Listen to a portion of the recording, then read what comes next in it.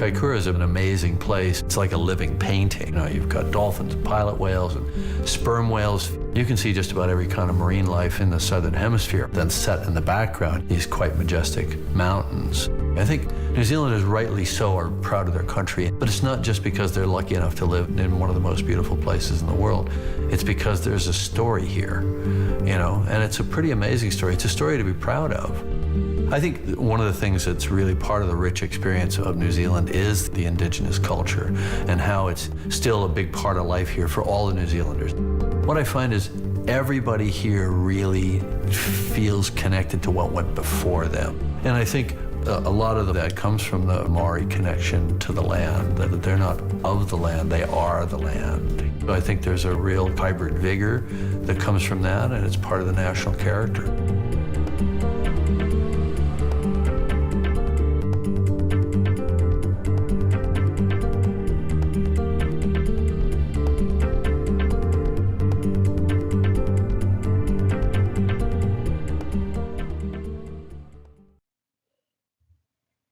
네, 안녕하세요. 베토 잉글리시 하나로 원장입니다. 네, Film Induced Tourism이라고 하는 책의 일부가 발췌되어서 우리 책의 연결사 문제로 나와 있는데요.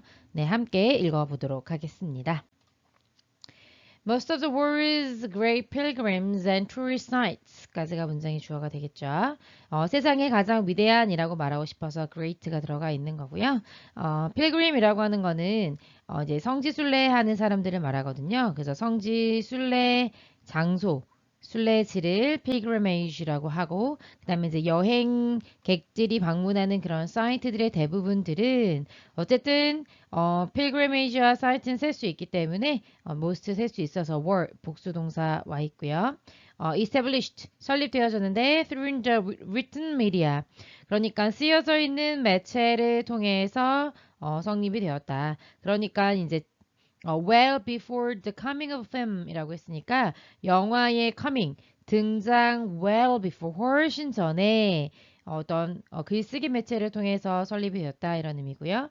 그리고 이것이, 그러니까 앞내용 앞문장을 가리키니까 대부분의 세계에서 유명한 성지 순례지나 아니면 여행 관광객지 같은 곳들은 어떤 영화나 이런 어떤 비디오 매체를 통해서가 아니라 글을 통해서 많이 알려져 있기 때문에 이것이 리미트, 한계를 주고 있다. 영향에. 어떤 영향이냐면요.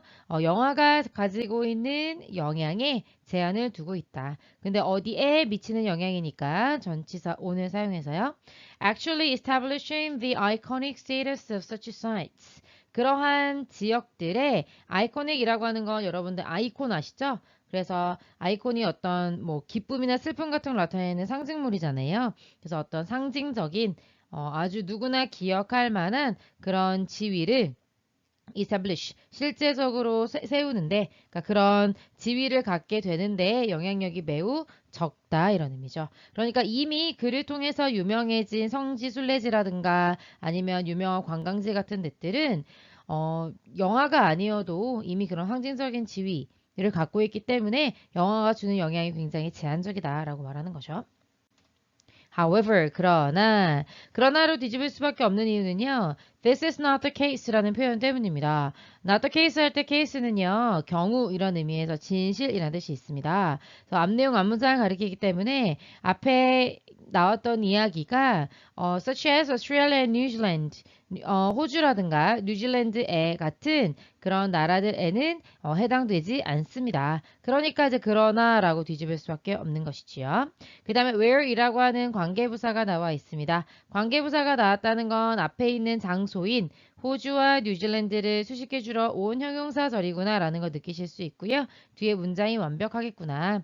그래서 the majority of our tourist sites가 주어고 are 동사, 그 다음에 콤마 삽입대에 보면 주격 보어에서 문장이 완벽한 거죠. 우리의 그런 관광지의 대부분들은 관광지 셀 수 있으니까 관광지의 대부분도 셀 수 있는 거죠. 그래서 복수 동사 나와 있는 거고요. 걔네들은요 20세기의 산물입니다. 그래서 20세기라고 하는 것이 영화가 등장했던 시기 아니겠습니까? 그래서 호주나 뉴질랜드에 있는 대부분의 관광지는 영화의 영향을 많이 받았다 이런 얘기가 되는 거고요. In one way라고 하면 이제 한편으로는 or another way 또 다른 한편으로는 그래서 이렇게든 저렇게든 이렇게 얘기해주고 있는 거고요. 그런데 이제 그런 관광 사이트들은 모두 포함해서요 하고 이제 including이 나와서 the Asian indigenous sites ancient라고 하는 건 이제 옛날부터 있었던 인디라는 말이 들어가면 어디 안에 라는 뜻이고요. gen이라는 말은 birth 탄생이라는 의미거든요. 그래서 태어날 때부터 그 안에 있었던 이라는 의미에서 토착의 라는 뜻입니다. 그러니까 native죠, native. native랑 같은 뜻으로 원래부터 예로부터 전해져 내려오던 그런 토착 관광지를 포함한 그 대부분들이 20세기의 산물이다. 그래서 그런 곳인 호주와 뉴질랜드는 영화의 영향에서 벗어날 수가 없다 이런 얘기하는 거죠. In other words, 즉 다른 말로 하자면 이라고 얘기해주고 있습니다.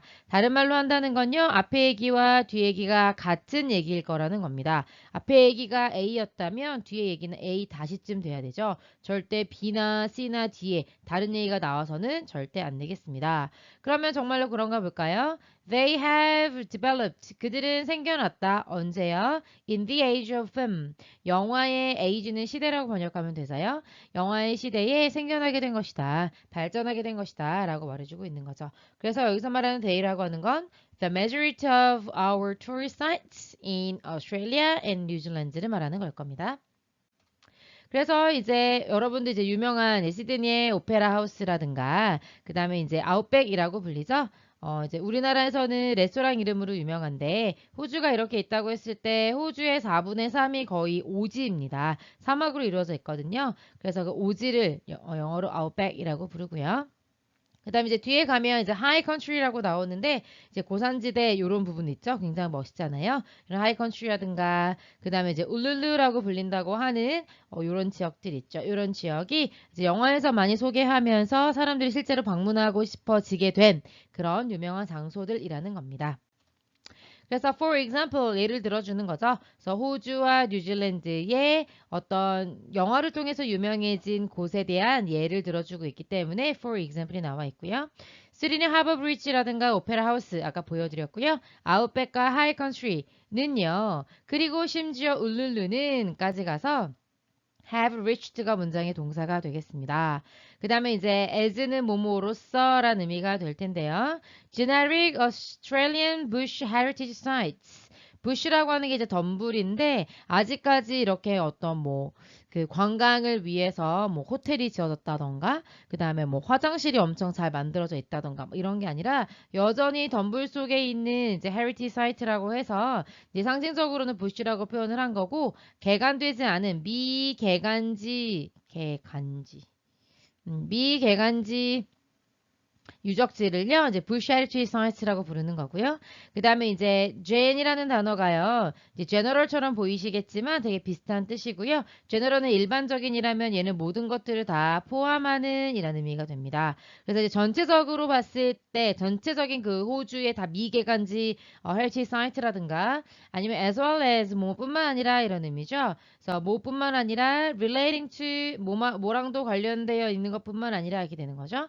specific legend 어떤 특정한 전설과 연결되어 있는 것들뿐만 아니라 호주의 이제 미개간지 사이트 같은 것들로서 이 전부 이 모든 곳들을 말하는 거고요. 걔네들이요 어디에 도달했냐면 iconic status 어떤 상징적인 지위에 도달하게 된 것입니다. through 뭐를 통해서요? The influence of film 영화의 영향을 통해서 그리고 still이라고 하는 건 여기서는 형용사의 의미로 정지한이라는 의미로 쓰였습니다. 그래서 이제 동영상의 상대적인 개념으로 still cut이라고 표현하잖아요. 그래서 사진을 통해서 다큐멘터리를 통해서 그리고 심지어 SF 영화죠. 사이언스 픽션 영화를 통해서 이런 어떤 상징적인 지위를 갖게 되었다는 겁니다.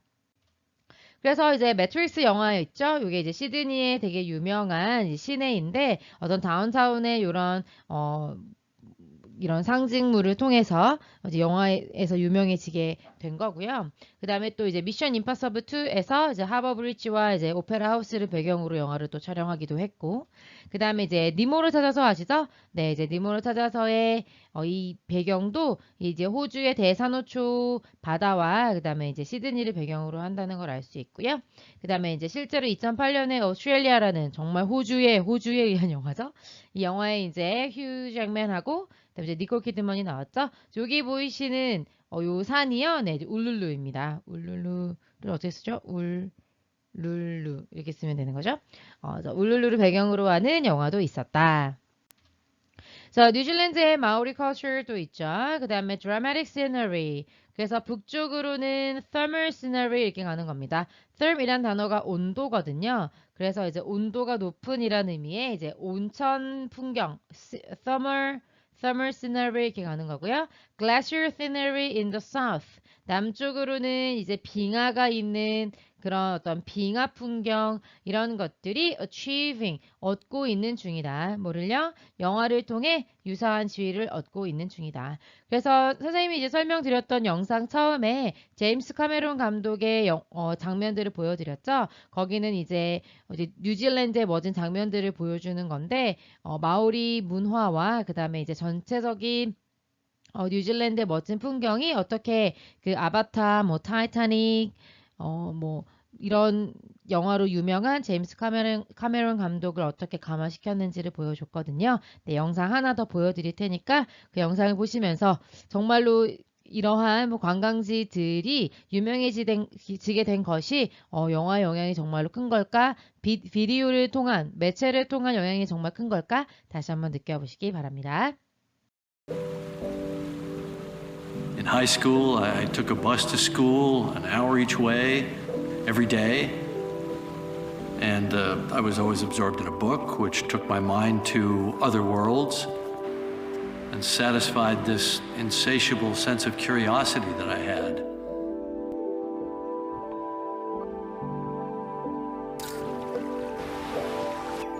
It was all about trying to understand the world, understand the limits of possibility. And my, love of science fiction actually seemed to be mirrored in the world around me. Nature's imagination is so boundless compared to our own meager human imagination. And, along the way in this journey of discovery, I learned a lot. But I had to, at a certain point, say, what am I doing out here? Why am I doing this? What do I get out of it? Not fame, not glory, not money. What are you doing? You're doing it for the thrill of discovery. So what can we synthesize out of all this? What are the lessons learned? Well, I think number one is curiosity. It's the most powerful thing you own. Thank you.